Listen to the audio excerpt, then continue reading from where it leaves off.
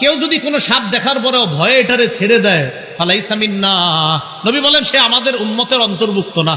সাপের ব্যাপারে 4টি বর্ণনা বলি। আবু দাউদের বর্ণনা 5248 নম্বর হাদিস। এই হাদিসের মধ্যে আসছে عن أبي هريرة رضي الله تعالى عنه قال قال رسول الله صلى الله عليه وسلم ما سالمناهن منذ حاربناهن। রাসূলুল্লাহ সাল্লাল্লাহু আলাইহি সাল্লাম বলেন, যেদিন থেকে সাপের সাথে যুদ্ধ ঘোষণা করেছি, নবীজি বলেন সেদিন থেকে এখন পর্যন্ত সাপের সাথে আমরা সন্ধি চুক্তি করি নাই। সাপের সাথে যেদিন থেকে আমাদের যুদ্ধ, এখনো পর্যন্ত তাদের সাথে শান্তি চুক্তি করি নাই, সন্ধি চুক্তি করি নাই। অতএব এটারে পাইলেই মারবা। মান তারাকা শাইআন মিনহুন্না খিফাতা, কেউ যদি কোনো সাপ দেখার পরেও ভয়ে এটারে ছেড়ে দেয় ফালাইসা মিন্না, নবী বলেন